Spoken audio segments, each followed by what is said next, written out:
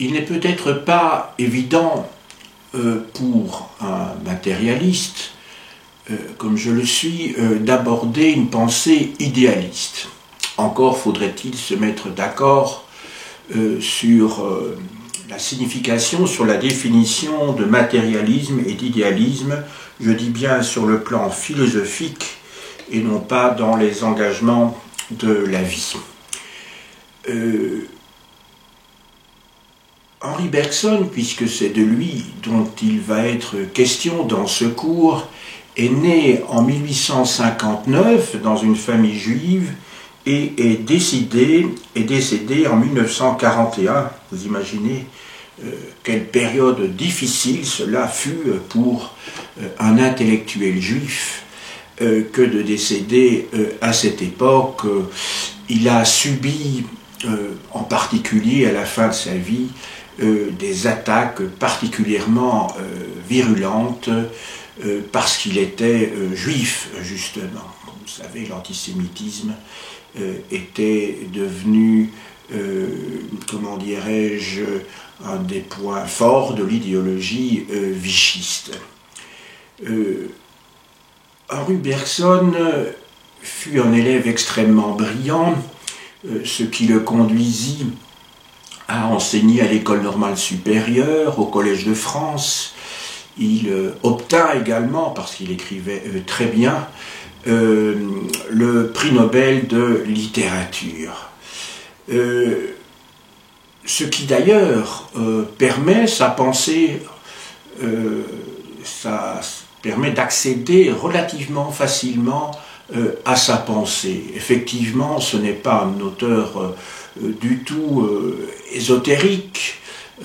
On peut le lire sans trop de difficultés, il est très pédagogue, il est extrêmement clair dans ses démonstrations, qui sont d'ailleurs assez longues, et donc on a le temps de s'imprégner vraiment de ses raisonnements quand on lit ses ouvrages. Si l'on devait résumer d'ailleurs sa pensée de manière lapidaire, de manière extrêmement concise, on pourrait dire que sa méthode introspective s'oppose au positivisme de la deuxième moitié du XIXe siècle qui avait été initié par Auguste Comte. J'aborderai ici sa pensée en la rangeant. Vous savez que les classifications, les catégories destinées à se faire comprendre sont souvent très réductrices, et j'ai décidé de regrouper l'étude de 5 œuvres majeures en 3 catégories. Celles qui abordent d'abord dans un premier temps les aspects psychologiques de l'être humain.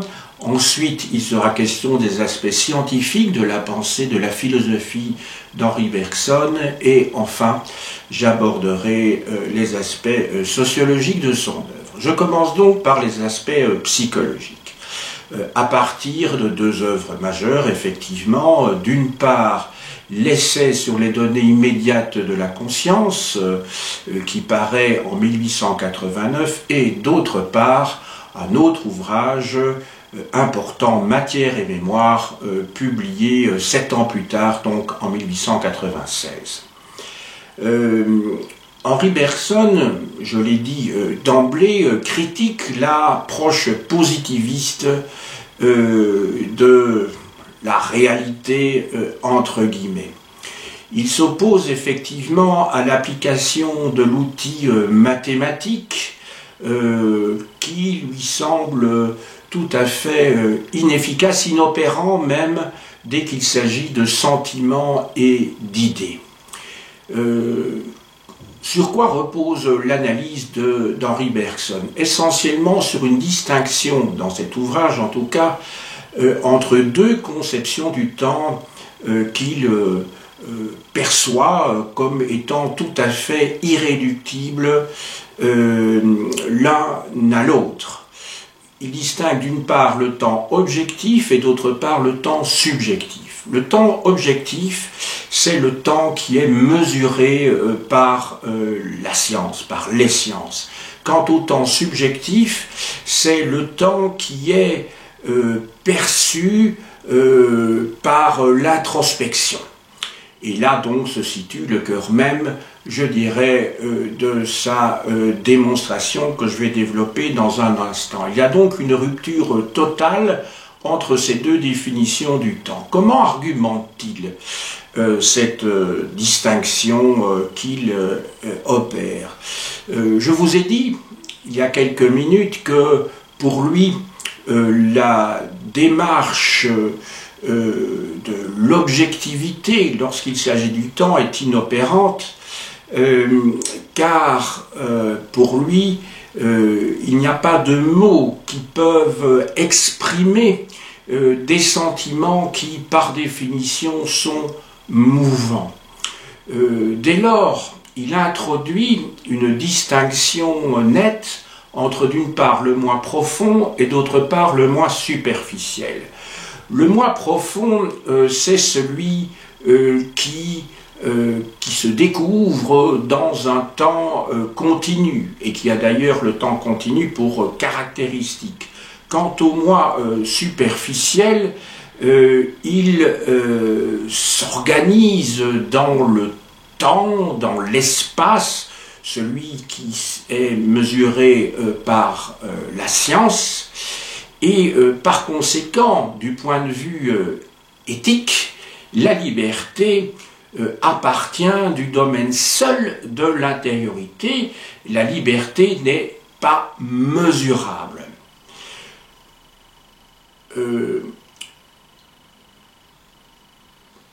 Henri Bergson, mais ça se situe dans un autre ouvrage, l'ouvrage dont je vais vous parler maintenant, Matière et mémoire, relève également et résout plus exactement le paradoxe du mouvement de Zélon Délé de l'Antiquité, qui spatialise en fait le mouvement. Vous vous souvenez certainement de ce tir d'une flèche par un arc, donc, que Zénon, dont Zénon coupe en petits morceaux la trajectoire, voulant ainsi mesurer l'espace parcouru dans les différentes phases de temps, alors que, à ses yeux, en tout cas, il démontre en tout cas que le mouvement est continu et donc irréductible à toute forme de division. Maintenant, je vous avais dit que j'allais aborder en tant que tel son second ouvrage de 1896, donc Matière et mémoire. Comment définit-il donc ces deux concepts? La matière, aux yeux de Bergson, est un ensemble d'images qui sont perçues par la conscience, et donc il s'oppose donc aux théories physiques de son époque. N'oubliez pas qu'il y a une grande révolution physique aux environs de 1900, hein. C'est l'époque des grands physiciens, Planck, Einstein en particulier, et pour lui, la matière n'est pas composée de particules, comment dirais-je, élémentaires. Ce sont donc des images qui sont perçues par la conscience. Quant à la mémoire, il y a deux formes de mémoire. Il y a d'une part la mémoire pure, qui donne accès à des événements, à des éléments singuliers, en particulier les souvenirs d'enfance. Et à ce sujet, je vais vous lire un extrait, célèbre extrait de la Madeleine dans Proust. Et d'autre part, il y a la mémoire d'habitude qui répond à des besoins pratiques. Cette mémoire est liée à l'action quotidienne. Voilà. Voilà ce qu'il dit. Alors je tire ici cet extrait dans une anthologie précédée d'une introduction faite par, j'essaie de trouver son nom maintenant, par André Cresson dans une publication des presses universitaires de France qui date de 1955 dans la célèbre collection Philosophe, collection dirigée par Émile Brillet, membre de l'Institut, et que je vous montre d'ailleurs ici. Et donc, dans cet ouvrage qui est tout à fait classique et qui suit, comme vous l'avez vu, sur la page de couverture, sa vie, son œuvre, sa philosophie, eh bien dans cet ouvrage, il y a donc une anthologie importante qui reprend donc, comme un florilège, c'est la définition même d'une anthologie, des morceaux choisis qui vont me permettre d'illustrer la pensée de Bergson. Je vais lire ici un passage qui se trouve aux pages 129 à 131, donc dans l'ouvrage de Cresson, mais tiré de Durée et simultanéité de Bergson. Je lis donc cet extrait. Il n'est pas douteux que le temps ne se confonde d'abord pour nous avec la continuité de notre vie. Donc, on peut établir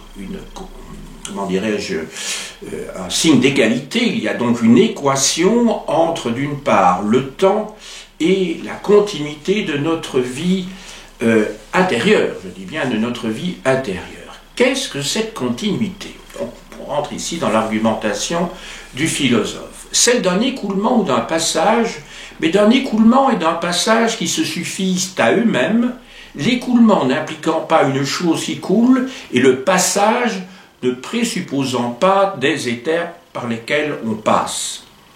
La chose et l'état ne sont que des instantanés artificiellement pris dans la transition, et cette transmission, seule naturellement expérimentée, est la durée même.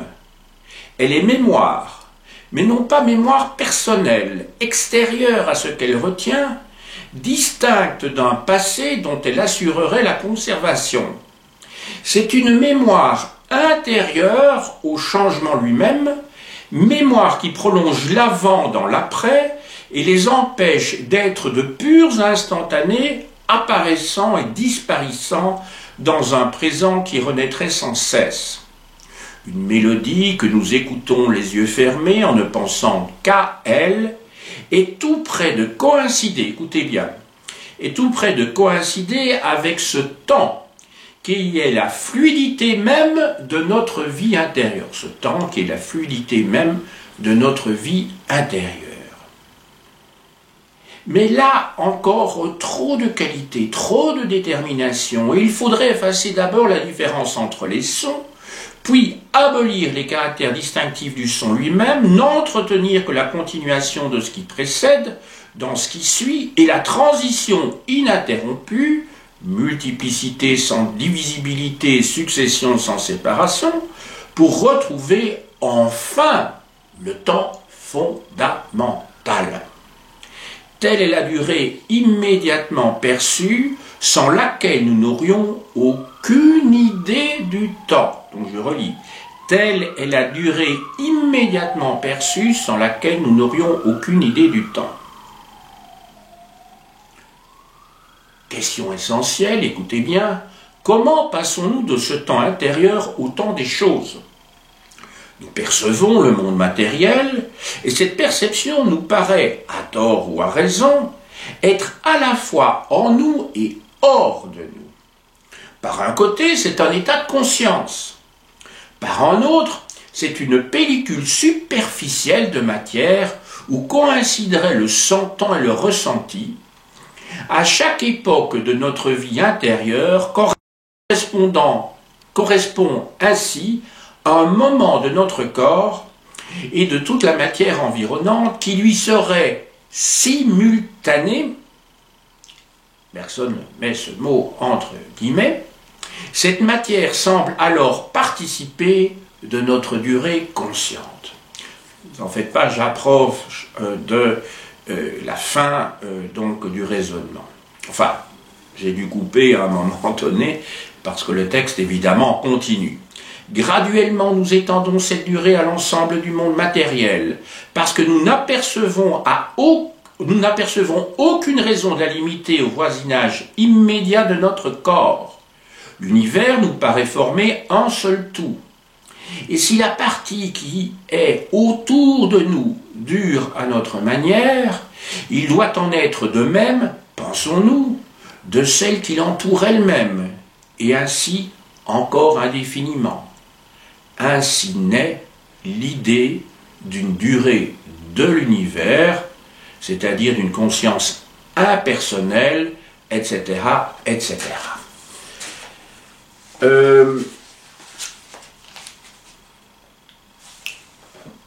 Maintenant, difficile de ne pas avoir en écho dans notre tête la recherche du temps perdu, le tome 1 du côté de chez Swann, que nous avons tous lu, ne fût-ce que par obligation, dans l'enseignement secondaire. Donc ici, il s'agit de l'édition dans la collection blanche, en NRF, texte qui date pour le premier volume. Ah, je n'ai pas la date du premier volume. Bon, ben en tout cas, ça succède à Matière et mémoire de 1896, de quelques années, hein, sauf erreur de ma part, le premier volume, je dis ça de mémoire, date de 1913 ou de 1916. Je n'ai pas revu ma chronologie avant d'entamer cette leçon.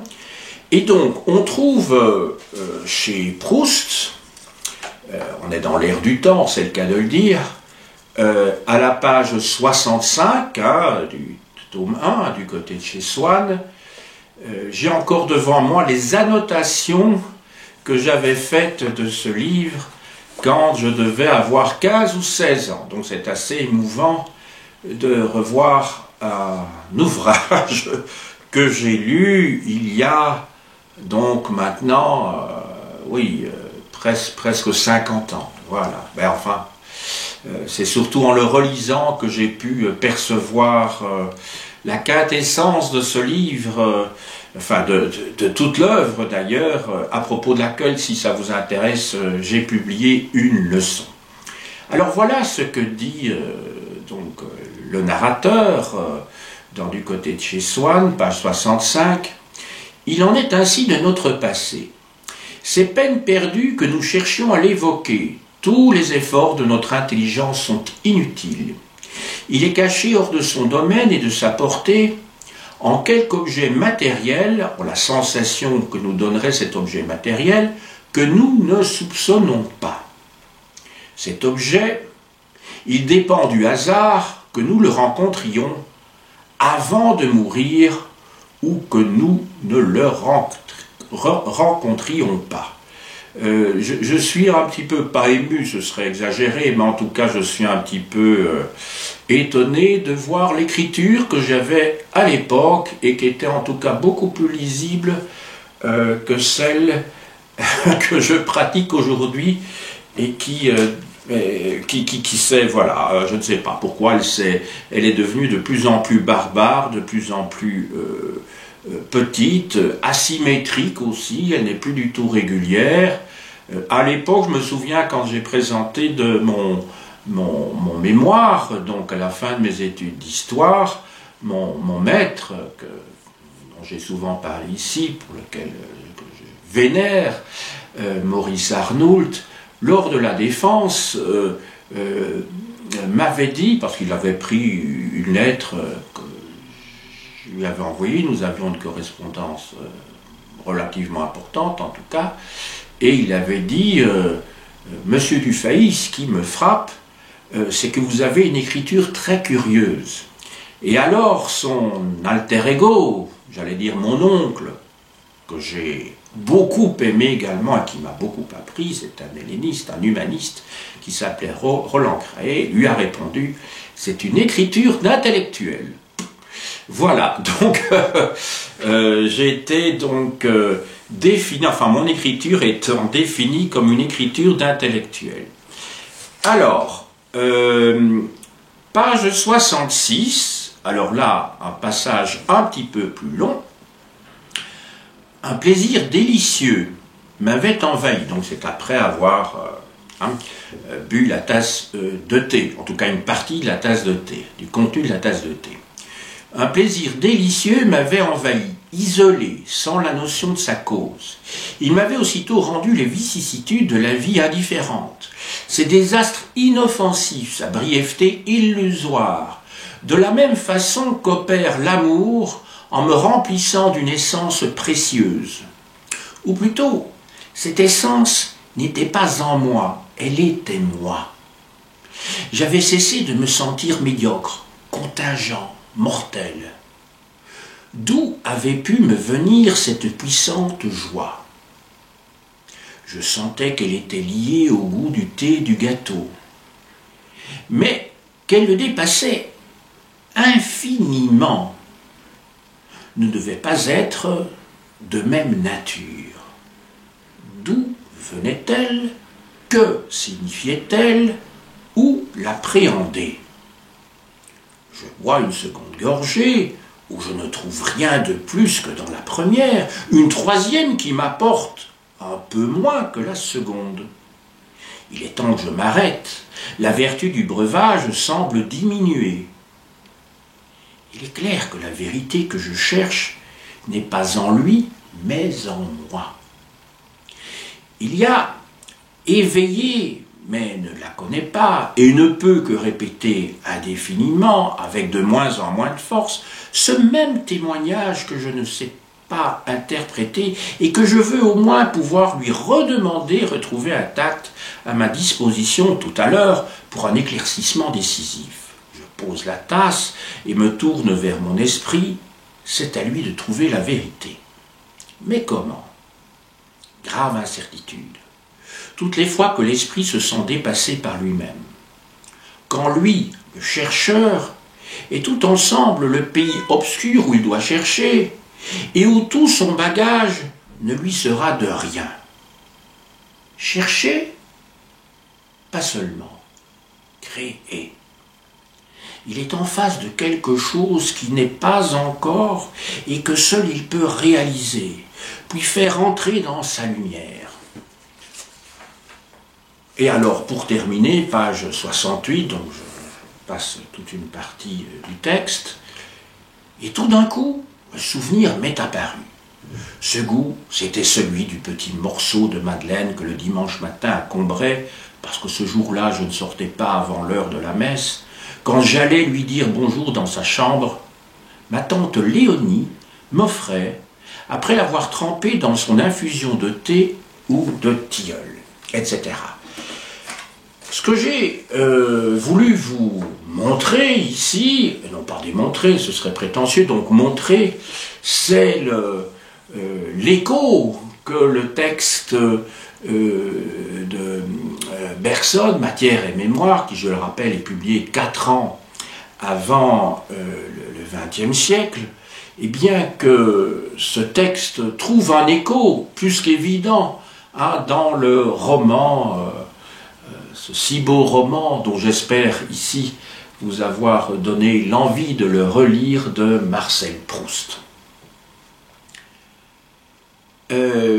Maintenant, nous passons à la deuxième partie de mon exposé que j'avais annoncé en introduction. Je vous avais dit que nous allions aborder successivement les aspects psychologiques, scientifiques et puis sociologiques de l'œuvre de Bergson à partir de 5 œuvres fondamentales. Il y en a d'autres, bien entendu, à partir ici, aspect scientifique, de 2 œuvres. D'une part, L'évolution créatrice, qui est sans doute son ouvrage le plus connu, qui date de 1907, et d'autre part, Durée et simultanéité de 1922. Voilà. Et d'ailleurs, l'extrait que je vous ai lu était tiré, justement, sauf erreur de ma part. Oui, de Durée et simultanéité, tout à fait. Voilà. Alors, l'évolution créatrice. Alors, c'est un ouvrage qui renvoie à la biologie, mais la biologie au sens philosophique du terme, oui, la science de la vie, puisque c'est la vie qui est au cœur de ce livre. Nous allons partir de la définition, des définitions de la vie avant Bergson, et alors la définition que lui-même donne de la vie. Avant Bergson, la vie était réductible à des conditions matérielles déterminées. Par conséquent, elle était soumise au simple produit de la causalité, comme chez Descartes, ou soumise, alors là pour envoyer un auteur plus ancien, Aristote, à la causalité finale. Vous vous souvenez des 4 causes chez Aristote.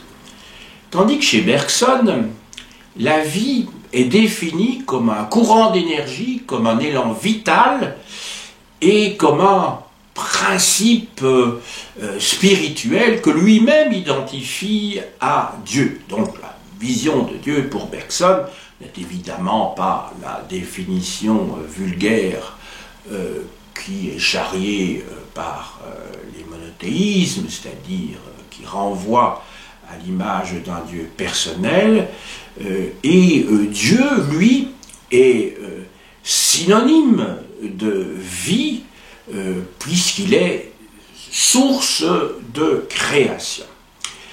Je vais essayer de nouveau de vous lire quelques extraits, pas longs, moins longs que ceux que j'ai lus jusqu'à présent, qui sont tirés de l'évolution créatrice, de son chapitre 3, publié par les presses universitaires de France, dans la bibliothèque de philosophie contemporaine fondée par Félix Alcan.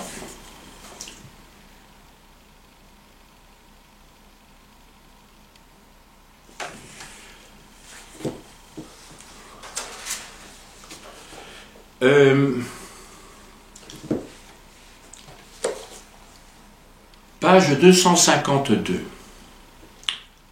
Voilà comment Bergson définit l'élan de vie, l'élan vital. Il y a tellement de place dans cet ouvrage. L'élan de vie dont nous parlons consiste en somme dans une exigence de création. Il ne peut créer absolument parce qu'il rencontre devant lui la matière, c'est-à-dire le mouvement inverse du sien. Autrement dit, la matière est liée chez Bergson ici à l'inertie.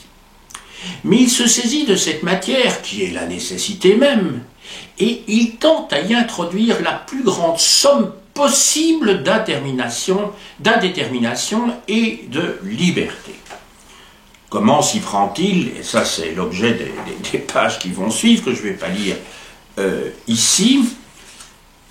Page 258, Bergson écrit ceci. Il faut comparer la vie à un élan, parce qu'il n'y a pas d'image empruntée au monde physique qui puisse en donner plus approximativement l'idée. Mais ce n'est qu'une image. La vie est en réalité d'ordre psychologique, et il est de l'essence du psychique d'envelopper une pluralité confuse de termes qui s'entrepénètrent. Je me demande si je n'avais pas un troisième extrait, non?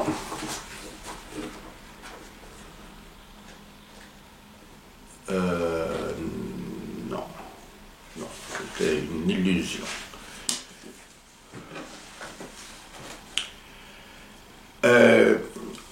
Comment donc a-t-on accès à la connaissance du vivant? Pour Bergson, c'est l'intuition qui est la voie royale, si je puis dire, pour connaître la vie. Car l'intuition saisit par la conscience la continuité des choses, alors que la science, elle, ne peut connaître fondamentalement, essentiellement, dans leur essence, si je puis dire, le vivant, dans son essence le vivant, car les phénomènes vivants sont, comment dirais-je, constitués par une telle hétérogénéité qu'il n'y a pas moyen de pénétrer véritablement dans la connaissance. En 1922, dans un ouvrage dont j'ai lu des extraits tout à l'heure, un extrait tout à l'heure, Durée et simultanéité, Bergson s'oppose à Einstein. Einstein, bon, je renvoie ici bien sûr d'abord à son article de 1905 sur la théorie de la relativité restreinte, et puis alors à celui de 1912 sur la relativité générale. Pour Einstein, le temps et l'espace sont l'étoffe du réel.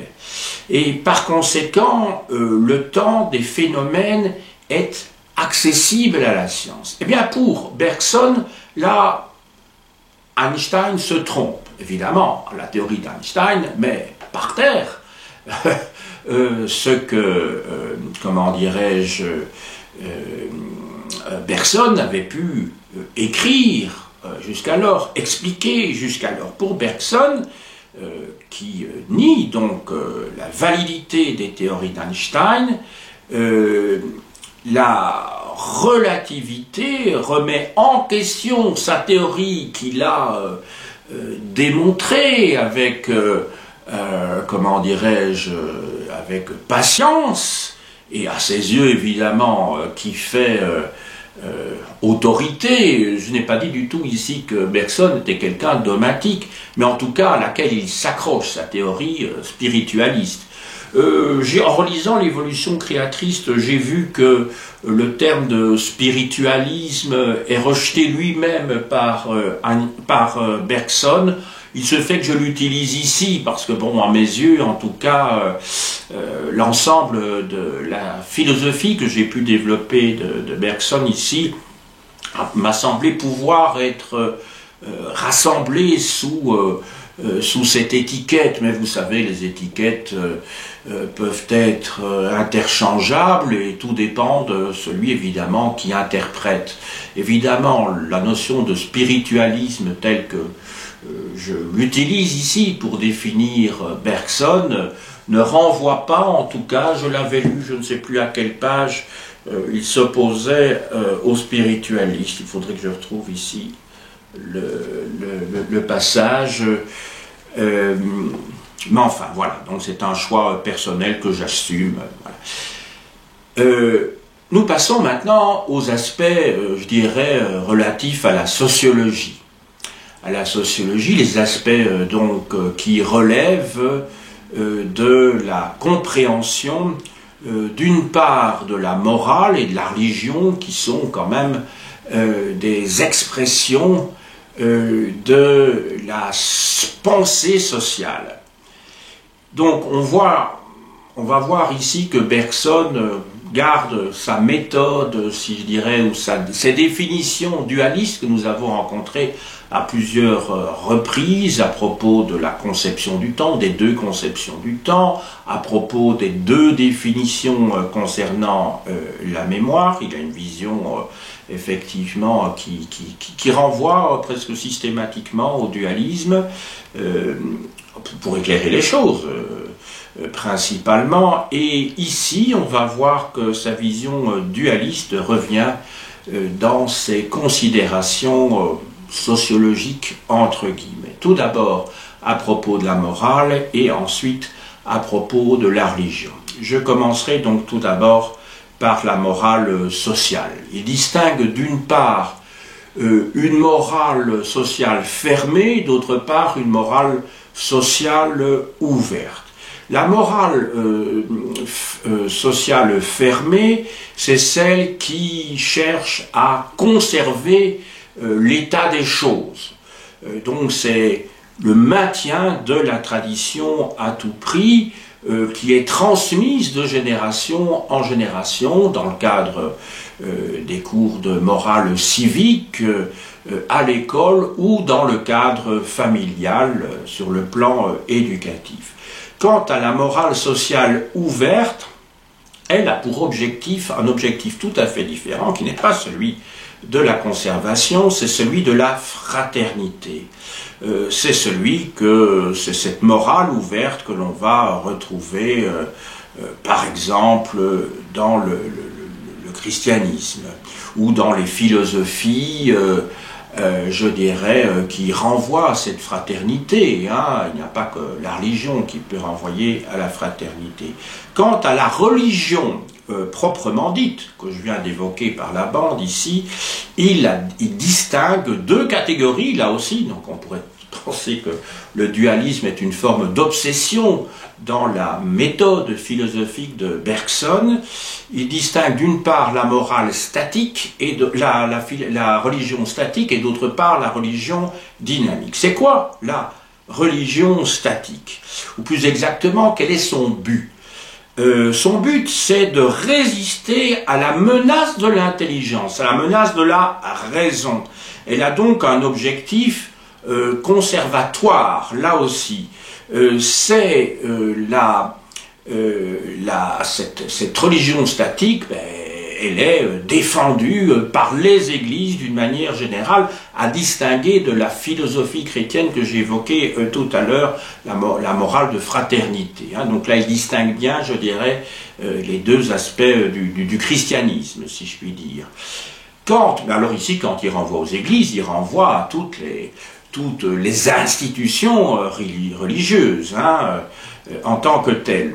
Quant à la religion dynamique, elle a pour cause l'élan vital qu'il décrit dans l'évolution créatrice de 1907, dont j'ai pu lire des extraits il y a quelques minutes, et cet élan vital permet ou conduit plutôt à un mouvement créateur qui est celui du mysticisme.